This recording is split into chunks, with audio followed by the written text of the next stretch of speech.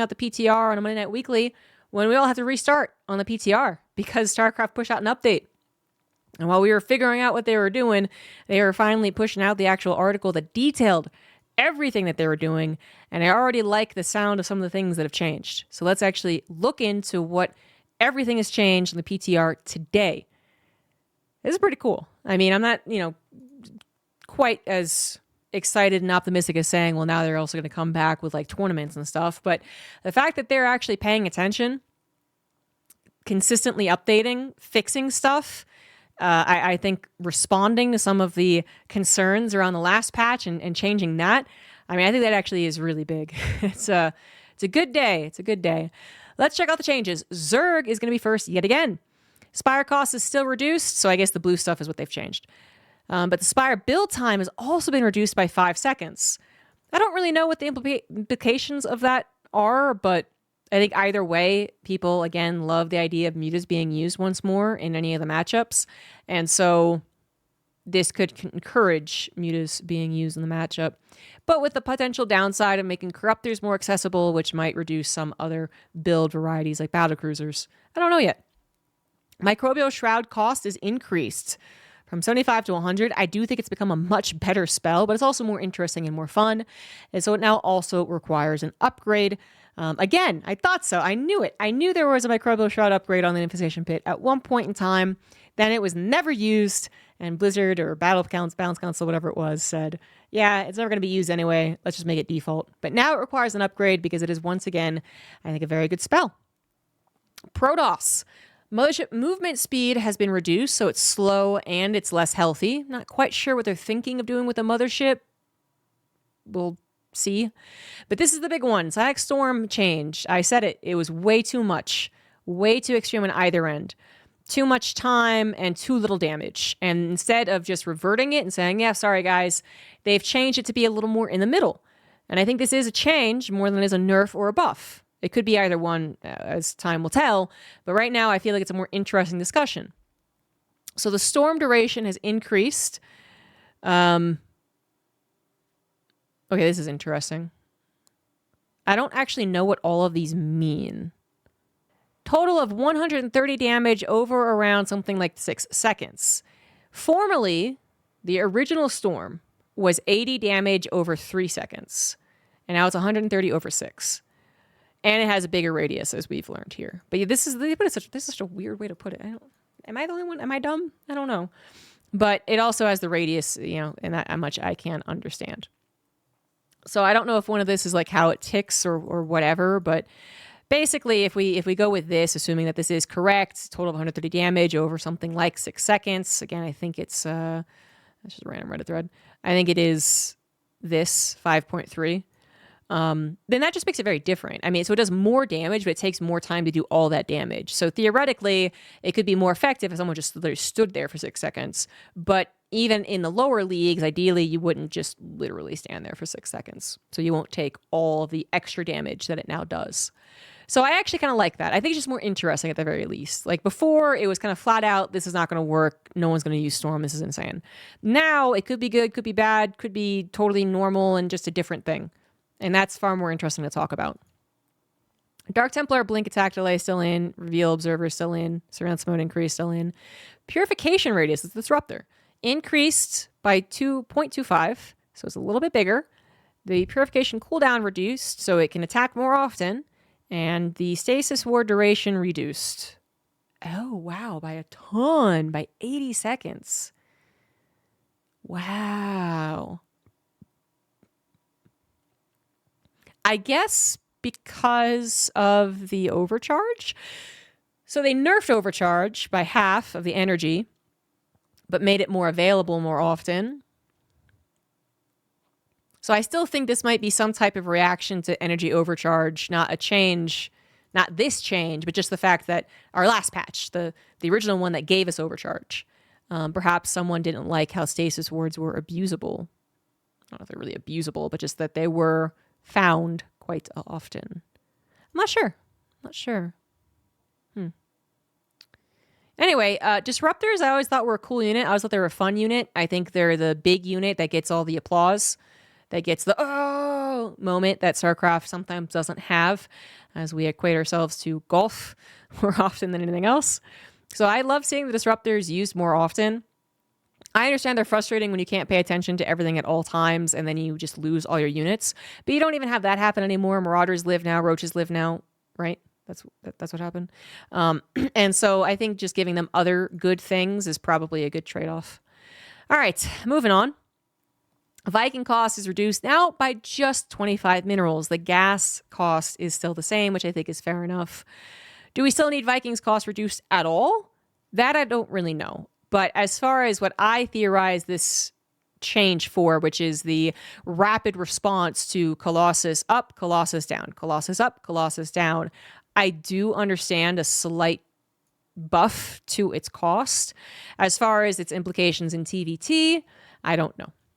And then Liberator's site has been reduced. Originally, this was reported incorrectly. I thought they had taken away the fact that it has all of the site for all of its range.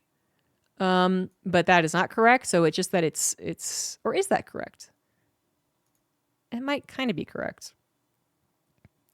So Liberator Defender Zone only gets vision automatically. Liberator site reduced. I mean, I think that is actually still kind of correct, the way that I was reading it, which I believe this means that it's like kind of like a siege tank now, where you do not get to use the full extent of its range until you have vision of all of its range. So, and I actually like that change. Right now, I think that Liberators are somewhat difficult to get into in TVP. You can die trying to transition to Liberators. But when you do get to, let's say, 4-base Terran with 10 Liberators plus 2 and advanced ballistics, I think that it makes a Terran army very strong. I think at that point, which I have called late game, not quite late game, a little later than that, but still, I think the Terran is the better race at that point. And Protoss have really not figured out a great way of taking on late game Terran. There are the Estrella games in which late game, you just sit with a bunch of Tempests and Carriers, but that hardly ever happens. Point is, I think this is kind of a clever way of dealing with it. It's not a huge nerf to it. It doesn't take away their kind of set it and forget it defensive capabilities, which I think is really what Terrans want, selfishly, like to help defend against the multi-pronged attacks of all of the races. But it does maybe make their harassment a little bit less useful or their aggression a little bit less, right? It's just like a little bit more that's not too demanding to make them as effective as they can be. So I like it. And then they have a ton of bug fixes. And usually I wouldn't bother going over bug fixes, but since there's been so many bugs, I think that actually is kind of worth looking at. I mean, this is them talking to people or actually doing some of their own research to figure out all these issues that have been either very apparent, like the cyclone in the last year, or maybe, that some one guy on Reddit has a crusade against, because it is important, but, most of us don't notice, right? I mean, this is a ton. Fix an issue where Mothership had a leftover redundant psionic tag. Weapon behaved erratically when targeting changelings. Unable to designate and maintain the correct number of targets, including movement. Okay, so this should make it better at moving and shooting. Target acquiring process would cause it to overly prioritize low priority target. Oh, so when they went into a main base, they wouldn't kill the Hydra, they killed the larva or something. Range was less than intended, apparently, so they fixed that. AoE UI indicator is updated, possibly because of the High Templars. You have beam attacks would conflate each other's cooldowns, where Protoss would become probes would become unresponsive near assembly. Oh yeah, that was annoying actually. I do know that one. Sonic Storm ticks were applying incorrectly. That was with the patch before this one. Units unloaded out of transports will not reset the required attack target to the closest unit. Okay, interesting. I don't know what the implications of that are, but okay. Add-on build commands to be issued to the same barracks repeatedly rather than spread out. Okay, don't think I experienced it, but okay. Hitting the key to construct an add-on twice could result in the production structure lifting when certain settings were used. I wonder. I took off my L key. No, my K key, actually. I didn't take off my L key. Never mind. Still, I very rarely press the L key accidentally, but every now and again when I played StarCraft, I would have my buildings lift, and I would never really be able to understand why. I wonder if that's it. That's what I'm going to blame from here on out. Set rally cannot be issued if both flying and ground structures were simultaneously selected. Oh, that is useful. It just means that literally, I guess, at some point, set rally wouldn't work if something was flying. And that might cause, well, that still could actually be a reason as to why I sometimes look back at my base and all my units suddenly didn't have a rally. It might have been because I lifted something. That's interesting. Moving on. Visual effects from abilities can be seen through the fog of war. I think this is a problem that happened in only this first iteration of this patch, but I could be wrong.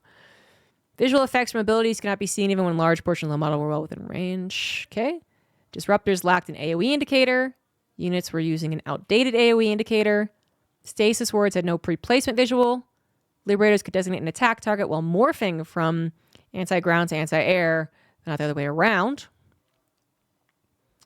Liberator command to siege an area inside their range could result in slower execution when being commanded to siege outside their range. I didn't know that was a thing. Model for Zerg 6x6 rocks were set to be too large for its footprint, and projectiles would not produce flesh squibs. Ravagers would glide along the ground if told to move command after issuing corrosive bile. I actually thought it was kind of cute. Issue where no target impact animation was present for corrosive bile. Have seen that one. And the SFX has been updated for Microbial Shroud. That means they actually got a sound engineer for like an hour to do something in StarCraft. When's the last time that happened? Wow. Some of you out there who have been disliking the patch might be upset that once again Psionic Storm is still going to change. I see a lot of people arguing it hasn't changed in 15 years. Why change it now? I don't think it's a good argument. I think it's fine changing it. And the other people might be very upset, or the same people, that surveillance mode still reveals observers. Observers are observers. They're supposed to be hidden. That's how it's always been. I'm not really attached to that, honestly. Not that I say, again, that they deserve it. This should always be the case, blah, blah, blah. But I am on board making observers a little less effective, offensively placed at the very least. So that is it. I like it a lot. I mean, I don't want to be like super fanboy over whoever's at Blizzard doing this because I don't think it's perfect. I'm not saying it's going to fix all of StarCraft's problems. Definitely not. But there's two things I like about it, and the first one is the biggest one. They're paying attention. They didn't just drop a patch and say, you better like it, and then leave, which was a real fear. They have dropped the patch, read at least some of the responses, probably agreed with them even initially, to be honest, I'm giving them a lot of credit maybe, but yeah, and said, yep, you're right, Psionic Storm was a bit extreme. We kind of thought it would be, but we wanted to test it. We agree with you guys. Let's change it to this. And then they actually patched it. And then they're looking at bugs, which tons of these would never have really been the standout complaint from StarCraft people, which means that they're not just going through a conveniently placed Reddit thread of all the bugs and saying, okay, we can look at that, we can look at that. It means that someone actually has gone in there, either talked to them, someone from the community who does know a lot about the bugs and talk to them, or someone's there actually like looking for this stuff, which means they're maybe putting a decent amount of hours into it, which means maybe it's not just an intern anymore.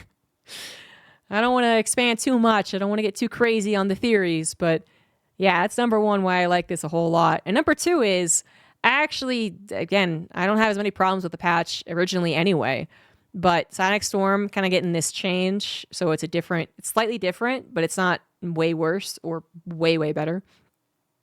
Totally fine with that. I'm aboard with that. Observers should have a downside for having surveillance mode, in my opinion.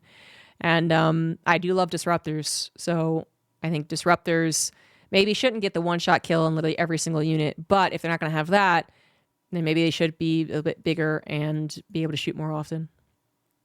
Stasis Ward I have no opinion on. I'm surprised by that one, but okay.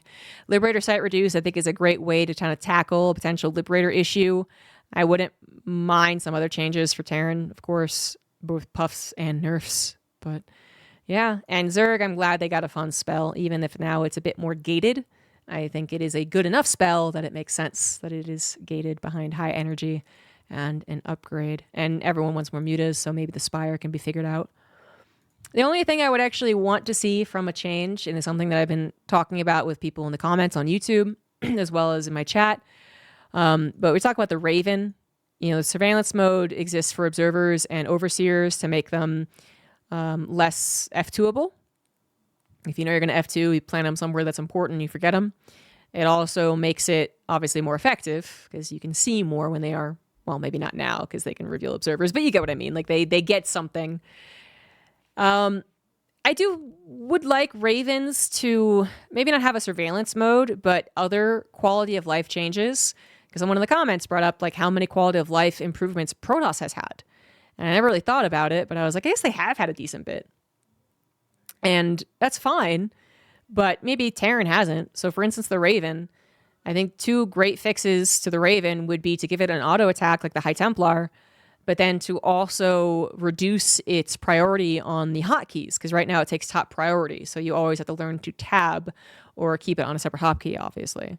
And if we're talking about quality of life and reducing the skill floor and whatnot, I think that's a great way to include Ravens. And maybe if you do that, and people use Ravens a little bit more, still not a lot, but a little bit, maybe the observers don't need to be changed. Other people might say the observer would need to be like reactored rather than tech labbed, because it is a difficulty of swapping starports at a moment's notice for Terran. That is actually a huge difficulty. It's not something to chuckle out and be like, oh, Terran's gonna learn to get good.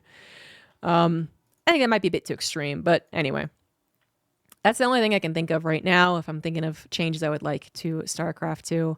And otherwise, I like the direction this is going. Burn me at the stake. I don't care. What do you guys think? I've had some good discussions with some people in chat, and as well as the YouTube comments. I'd like to have more. So thanks for watching again, and I'll see you guys on the PTR or StarCraft or whatever it is. And I just hope this means good things for StarCraft 2 from Blizzard. Bye-bye.